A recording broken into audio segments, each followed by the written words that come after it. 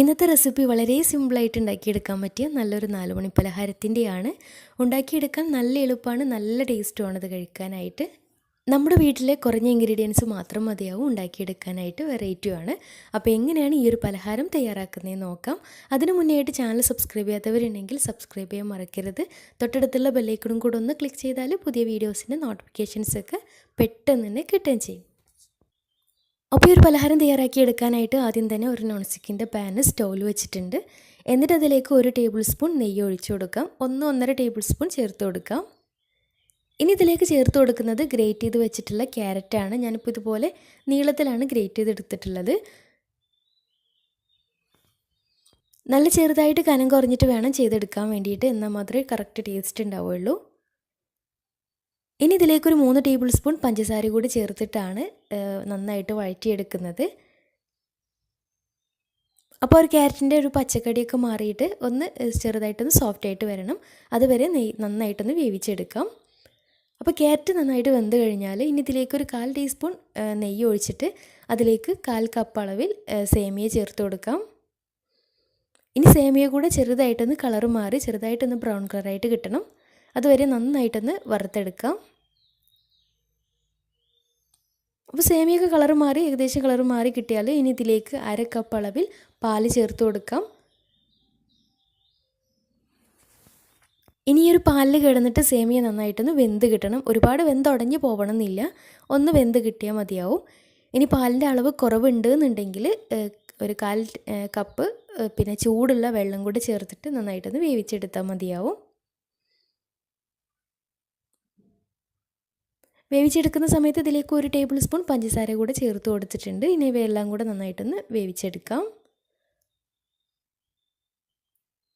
ഇനി സേമിയ വെന്ത് കഴിഞ്ഞാൽ ഫ്ലെയിം ഓഫ് ചെയ്തിട്ട് മാറ്റി വെക്കാം.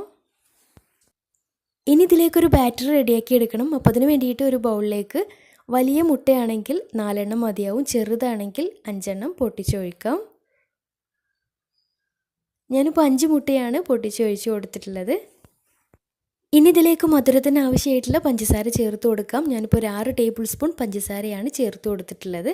അത്യാവശ്യം മധുരം വേണം, എന്നാലാണ് ഈ ഒരു സ്നാക്ക് ടേസ്റ്റ് ഉണ്ടാവുക. പഞ്ചസാര ചേർത്ത് നന്നായിട്ട് മിക്സാക്കി പഞ്ചസാരയൊക്കെ നന്നായിട്ട് അലിയിച്ചെടുത്ത് കഴിഞ്ഞാൽ ഇനി ഇതിലേക്ക് നല്ലൊരു ഫ്ലേവറിന് വേണ്ടിയിട്ട് 1/2 ടീസ്പൂൺ ഏലക്കാപ്പൊടി കൂടി ചേർത്ത് കൊടുക്കാം. എന്നിട്ട് ഇതിലേക്ക് നേരത്തെ വേവിച്ച് വെച്ചിട്ടുണ്ടായിരുന്ന ക്യാരറ്റും അതുപോലെ തന്നെ സേമിയ കൂടെ ചേർത്തിട്ട് നന്നായിട്ട് മിക്സാക്കി എടുക്കാം. സേമിയ ചേർക്കുന്ന സമയത്ത് കുറച്ചൊരു കട്ടയായിട്ടുണ്ടാവും, അത് കുഴപ്പമില്ല. മുട്ടയുടെ ബാറ്ററിലിട്ടിട്ട് നന്നായിട്ട് മിക്സാക്കി എടുക്കുമ്പോൾ ആ ഒരു കട്ടയൊക്കെ ഉടഞ്ഞിട്ട് വേറിട്ട് തന്നെ നിൽക്കുകയും ചെയ്യും. അപ്പോൾ എല്ലാം കൂടെ നന്നായിട്ട് മിക്സാക്കി എടുത്തു കഴിഞ്ഞാൽ ഇനി ഇതിലേക്ക് അവസാനം കുറച്ചൊരു 3 ടേബിൾ സ്പൂൺ പാലും കൂടെ ചേർത്ത് കൊടുക്കുന്നുണ്ട്. നിർബന്ധമില്ല കേട്ടോ, കയ്യിലുണ്ടെങ്കിൽ ചേർത്ത് കൊടുത്താൽ മതിയാവും.